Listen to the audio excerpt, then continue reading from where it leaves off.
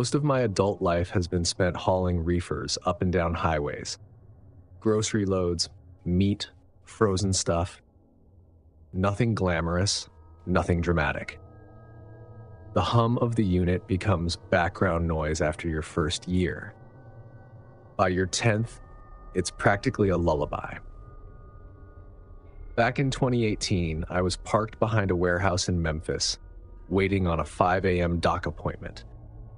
Dead quiet part of the yard, dim lights, fence rattling every time the wind pushed it. 3 or 4 other trucks scattered around, most drivers asleep. It was a normal night, just paperwork, lukewarm coffee, and the reefer droning behind me.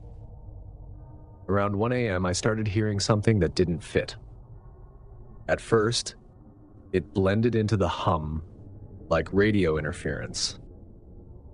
Then I realized it was 2 low voices, right at the back doors of my trailer. Male voices whispering like they were arguing or planning something. I paused the radio. The whispering continued. My first thought was thieves. People pop seals and swipe a few cases all the time. I grabbed my flashlight and climbed down. The second my boots hit the gravel, the voices cut off. I walked the length of the trailer, light sweeping under the frame. Dust, shadows, nothing. I circled the bumper. Still nothing. No movement between trailers, no figures ducking behind the fence. I checked the seal. Solid. Numbers matched. Sound bouncing off the building, I told myself, happens sometimes in tight yards. I got back in the cab, locked up, and tried to finish my paperwork. About an hour later, the voices came back. This time, they weren't outside. They were coming from the wall directly behind my head, right where the trailer connects to the cab. Same 2 men. Same hushed, irritated cadence. Not loud, but way too clear for voices coming through steel and insulation. I sat up, listening. They didn't sound like they were in the yard anymore. They sounded like they were standing in a narrow hallway a few feet from me. I waited maybe a minute, trying to catch actual words. Couldn't. Just tone. One older, one younger, like the younger one kept disagreeing. Finally, I'd had enough. I grabbed the flashlight and climbed out again. I walked along the side, turned off the reefer to kill the white noise, and listened. Silence. Heavy, expectant silence. I went to the back, broke the seal after calling the number on my bill to warn them, and swung the doors open.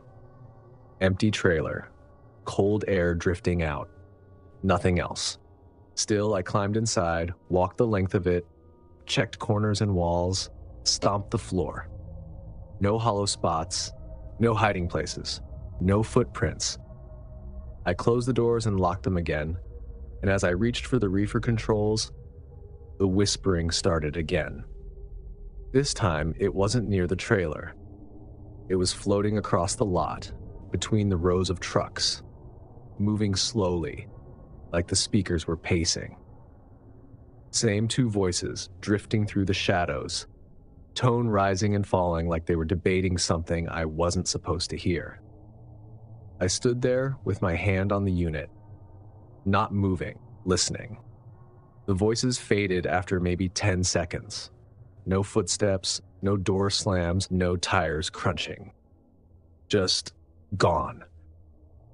I climbed back into the cab and locked every latch. I turned everything off, the radio, cabin fan, even the map light, just to listen. 2 more times over the next few hours, the whispers came back. Once right behind the sleeper wall again. Once so close to the driver's side door that I could have sworn someone was standing beside the cab. Each time I thought about checking, I remembered how fast they went silent whenever I stepped outside.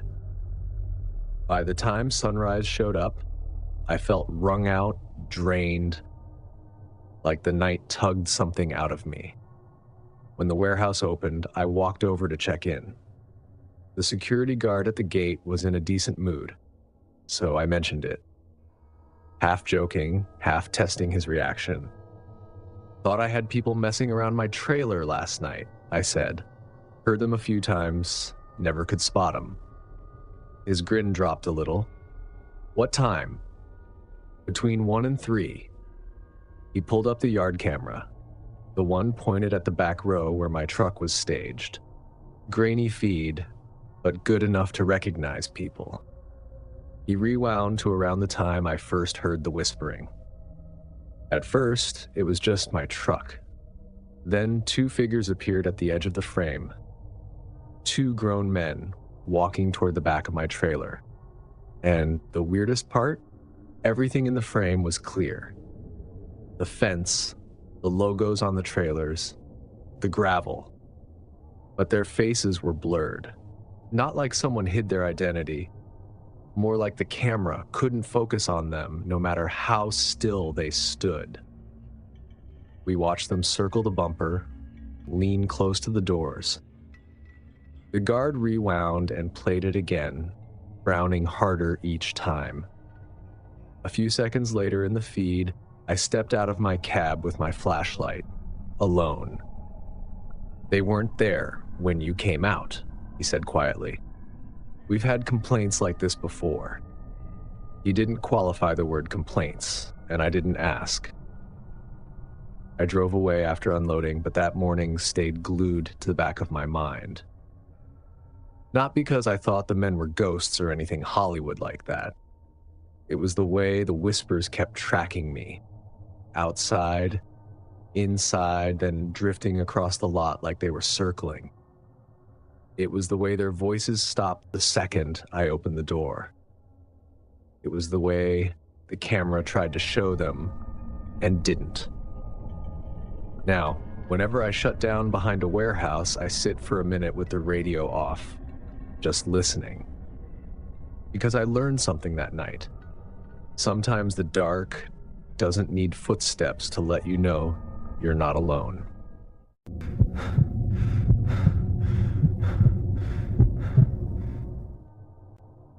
I run regional, not long haul.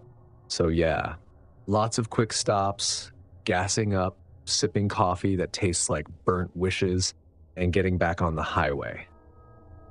This happened late 2019 outside Wichita. I remember because I was trying to stack miles before Thanksgiving, and I'd already decided that if I survived the day, I was treating myself to a motel pillow instead of my sleeper. The station I pulled into wasn't one of the big chains. Old Pumps, a store that smelled like dust and fryer oil. Only 2 other vehicles around. A dark sedan parked off to the side, and a pickup fueling at the far lane. Inside wasn't any more inviting, but it was warm. I paid, washed my hands, grabbed a coffee, skimmed a text from my sister about her kids losing their jackets again, and walked out still scrolling. Bad habit, sure, but we all have one. I stepped up onto my driver's side step, coffee in hand, key between my fingers, and swung open the door. Then stopped, because someone was already sitting in my passenger seat. He wasn't rummaging. He wasn't leaning toward me. He wasn't even looking at me. He was sitting perfectly upright, hands resting on his knees, staring straight through the windshield like I'd just interrupted his meditation. For a second, my brain couldn't process it. I knew that door was locked. I'd heard it click. I always double check. The truck is my workspace, my house, and my only safe zone on the road. But there he was. "Can I help you?" I asked. No response. Didn't blink, didn't turn, nothing. He didn't look deranged or high. No twitching, no muttering. Just a middle-aged guy in a cap and jacket sitting in my rig like he belonged there. That made the hair on the back of my neck tighten more than anything. People acting normal in the wrong places. That's what gets you. I tried again, using that firm tone I learned in the Army. "Sir." You need to get out. Still nothing. And here's the problem. If I climbed in to grab anything, I'd have to swing my legs right past him. If he grabbed me, I'd be twisted with no leverage.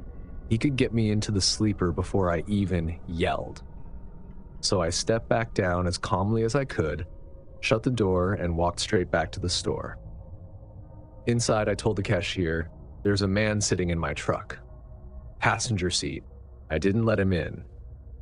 He stared like I'd said there was an alien sitting in my seat. "I'm serious," I said. "I locked it." He called for Mike, and a big guy in a dirty polo came out. They exchanged a look like they weren't sure if I was exaggerating, hallucinating, or both. "Just walk with me," I said. "If he runs, he runs. I just don't want to approach alone." Mike nodded. We stepped outside. As we approached my truck, I noticed the passenger door was hanging slightly open. Mike climbed up first and swung it fully open. Empty. But the passenger floor mat wasn't empty. "Mud," he said. There were footprints, smeared and wet, on the mat, up onto the center console, even a streak on the dashboard, like he'd crawled over everything on hands and knees. I scanned the lot. Nothing. No one walking, no engine starting. The sedan was still parked off to the side, dark and quiet. The pickup was gone. "Want us to call the cops?" Mike asked. I thought about it. The guy hadn't touched me or taken anything, and without a weapon or confrontation, the cops would file it under weird but not illegal. "Just hang out for a minute," I said. "I need to clear the sleeper." So I climbed up alone, locked the door behind me, and started checking my space like I was clearing a room. No one hiding, no movement, just my breathing in a space that suddenly felt too small. When I got out, the cashier was already backing toward the door. "Probably some tweaker," he said. "Happens." That was supposed to make me feel better. It didn't. Before I pulled out, I sat in the cab with the doors locked, staring at those fading footprints. He hadn't touched my wallet, my gear, my logbook. He didn't go through anything. He just came inside and sat. Like he was waiting for me. Like he wanted to see what I'd do when I found him. For weeks after, I checked that passenger seat every few minutes on the road, expecting to see a shape sitting there. Quiet. Still. Staring ahead. I've dealt with engine fires. I've dealt with idiots in convoys. I've sat through training where they shoot blanks inches from your head. But nothing shook me like turning my own handle and realizing someone had already made themselves at home without saying a single word.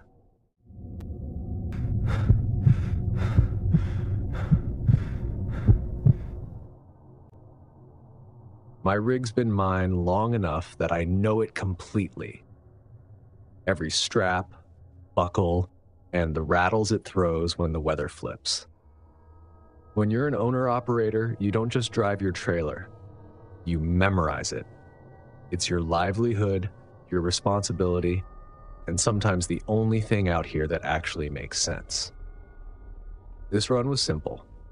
Standard freight out of Denver, headed through Wyoming toward Billings. No surprises on the paperwork, no weird instructions, no rushed deadlines. Just miles, sky, and wind. I hit a rest area just south of Cheyenne for a quick midday nap. Bright sun, wide open lot, maybe 6 or 7 vehicles scattered around. Not the kind of place where you expect anything strange. I parked facing the exit so I'd have a clean pullout, locked the cab, set a short timer, and leaned the seat back. I must have drifted off harder than I meant to, because when the alarm buzzed, I had that foggy moment where you forget what state you're in. Everything outside looked exactly the same. Same RV, same minivan, same quiet stretch of road. I stretched, cracked my neck, and reached for the ignition, then stopped. The wind on that stretch of Wyoming can get ugly fast. Better to check the straps in the trailer before I hit the road again. One of those save yourself a headache later habits. So I climbed down, did a fast walk around. Tires good, lines good, lights good, no one parked too close. Nothing out of place. Then I unlocked the trailer and swung the doors open. The pallets were exactly how I'd left them. Straps tight, wrap clean, nothing shifted. But near the back wall, tucked right against the side where you'd almost miss it unless you walked all the way in, was a dark duffel bag. Not mine. Not on the manifest. Not something the shipper could have forgotten. I stepped closer, keeping one hand on a strap just to steady myself. The bag had weight, but not the heavy, solid feel of tools or equipment. More like clothing. Still, I unzipped it only an inch or two, just enough to peek inside. And instead of drugs or electronics or anything criminal-looking, I saw kid stuff. Folded tiny shirts, a pair of little sneakers, a stuffed animal with an ear torn halfway off, a plastic toy truck, a small fleece blanket. Everything organized neatly. No wallet, no ID tag, no phone. The kind of bag a parent packs when they're heading somewhere overnight.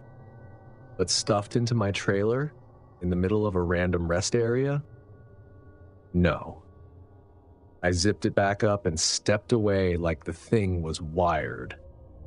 There's a line you don't cross out here, and taking responsibility for mystery cargo is one of them. I climbed back into my cab, locked the door, and called dispatch. I explained the situation calmly. What I found, where I found it, that I hadn't touched anything more than a quick look. Dispatch went quiet for a second and said, "Don't move the bag. Don't keep driving. Highway patrol is on the way." So I sat, doors locked, curtain cracked just enough for the mirrors. Waiting. And waiting always feels longer when something's wrong. A few cars came and went. Nobody got near my truck. Nothing out of the ordinary. Then someone hit my door. Hard. It wasn't a friendly knock. The whole door shuddered. My pulse kicked up, not in a dramatic storybook way, just in that sharp, practical, you're not alone kind of way. I didn't move the curtain, didn't speak at first, just listened. Another bang. Louder. Slides to the passenger side, then another. Whoever it was, they weren't trying to talk. They weren't trying to ask for help. They wanted inside. I raised my voice just enough and said, "Law enforcement is already on the way." The noise stopped instantly. I didn't dare open the curtain further. Whoever was out there didn't want a conversation. A few minutes later, lights flashed across my mirror.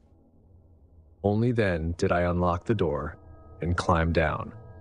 2 troopers met me. I walked them through everything. The nap, the bag, the call, the banging.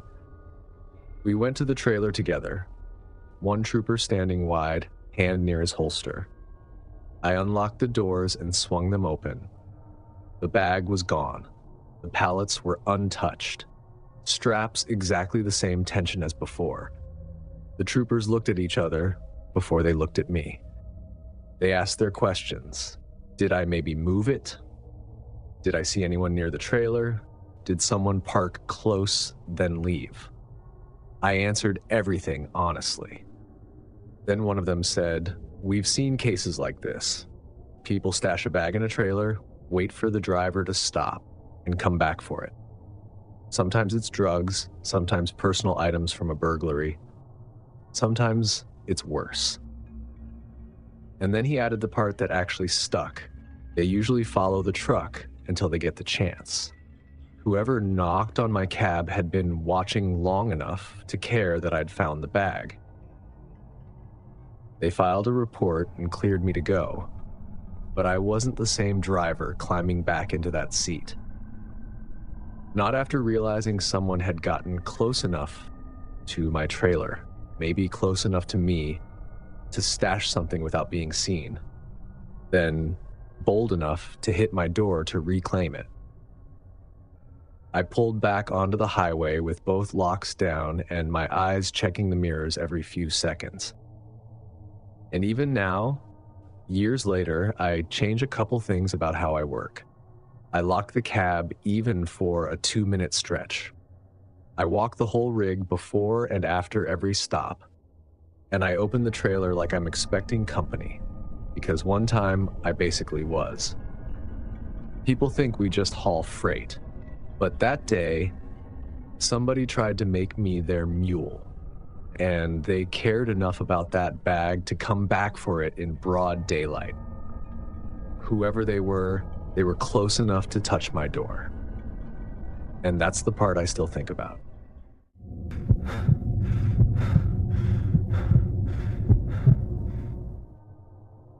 I've been running flatbeds so long that a pre-trip feels like brushing my teeth. You don't think, you just walk the rig and fix whatever needs fixing. That morning outside Sioux Falls 2020, it was the same routine I'd done thousands of times. Still dark, cold enough to keep you awake, and quiet in that way. Truck lots get right before sunrise. I'd slept a few hours behind a small truck stop, then rolled out of the bunk once the sky started showing the faintest smear of gray. My load was steel, chained, and tarped the day before. I grabbed my gloves, hammer, and flashlight and started my lap. Driver's side first. Tap the tires, pull on chains, check binders, make sure nothing shifted. Nothing remarkable. I came around the back of the cab, swinging the light across the frame, and that's when I heard it. Breathing, not mine. Tight, fast breaths coming from somewhere close. It was the kind of sound a person makes when they're trying to stay quiet but can't keep their nerves in check. I stopped. The breathing stopped. I lowered the beam toward the narrow space under the catwalk. The cramped area between the back of the cab and the front of the trailer where grease and dust like to collect. My first thought was a dog, maybe something injured that crawled up there for warmth. I bent down, angled the light, and 2 eyes reflected back at me. Human eyes. There was a man wedged under the catwalk, body twisted into a space that shouldn't reasonably fit anyone. Clothes muddy, face streaked with grime, fingers clamped onto the metal frame. In one shaking hand, he held a knife. Small, but not small enough to ignore. He stared at me like a cornered animal. "Get back," he breathed. You'd think I'd freak out, but my mind went straight into work mode. The same calm you get when a chain looks wrong or a strap snaps. Not fear, just clarity. I straightened up, stepped back so the truck blocked part of his view, and kept my hammer ready. With my other hand, I slid my phone out of my pocket. "You need to get out of there," I said. "I'm calling this in." He gave a short, ugly laugh, the kind people make when they're out of options. "Don't," he rasped. I didn't stop dialing. The moment he heard the ring, he moved. He didn't crawl out like a normal person. He burst from that gap on all fours, body twisting in a way that made no sense, almost spider-like as he skittered across the greasy catwalk and dropped to the ground. We locked eyes for a split second. His face was smeared but not unkempt. Short hair, a week of scruff. Not a drifter, not someone living on the street. He looked like a guy who used to have a normal life before something snapped. I raised the hammer slightly, letting him see I wasn't empty-handed. He didn't charge. He didn't speak. He just spun and bolted. Not toward the open lot, not toward the lighted truck stop building. He ran under the trailers, dropped low, scrambled beneath my flatbed, and disappeared into the line of parked rigs, weaving through the shadows where the lights couldn't reach. The sound of his hands and feet hitting gravel faded fast. When I circled around the trailer to follow with my flashlight, he was gone. Just a long row of steel legs, spinning shadows, and empty dark. The dispatcher finally answered, and I gave them the short version. Armed intruder, fled the lot, uncertain direction. While waiting for law enforcement, security from the truck stop came out. A young kid with a vest and a radio. We did a sweep together, shining lights under every trailer, checking the fence line, the dumpsters, the corners of the lot. Nothing. Not a footprint we could clearly identify. Not a piece of clothing. Not a glint of metal from the knife. By the time the police arrived, the guy could have been a mile away or lying under another rig waiting for his next opportunity. One officer crouched and eyed the gap under my catwalk. "You sure someone fit under there?" he asked. "I saw him," I said. "I talked to him. I watched him crawl out." He didn't ask again. They checked the security cameras, but the angle only covered the pumps and part of the lot. You could see me walking around, shining my light, but the space behind my cab and most of the parked trailers stayed in shadow. After taking my report, the officers told me I handled it right. They also told me variations of this weren't unheard of. People hiding under rigs, sneaking onto trailers, stowing away for whatever reason. Drugs, running from someone, trying to get across states unnoticed, or something else entirely. When they finally cleared the scene, I climbed into my cab, closed the door, and sat for a while. Not scared, just absorbing the fact that someone had been 3 feet from where I'd been sleeping.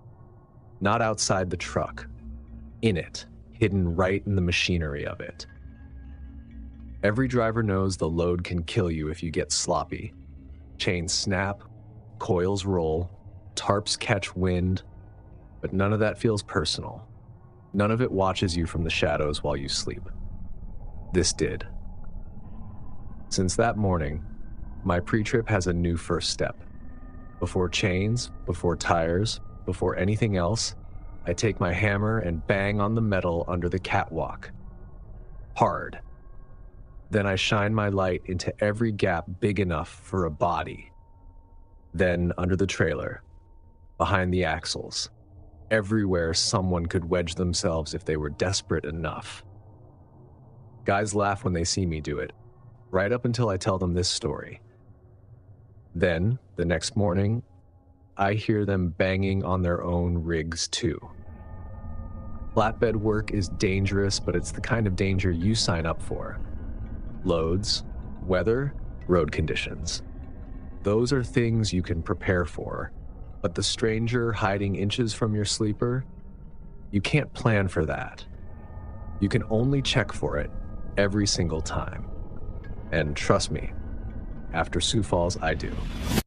Every single time. If these stories made you realize the highway has way more than potholes to worry about, smash that like button, subscribe so you never miss the next scare, and tell me which moment hit you the hardest. And if you want to feel true loneliness creep under your skin, click now to watch 4 disturbing middle-of-nowhere horror stories. Because the middle of nowhere doesn't echo, it swallows sound. Or hang tight. Another story is creeping up next. Thanks for watching. Stay alert, stay safe, and I'll see you in the next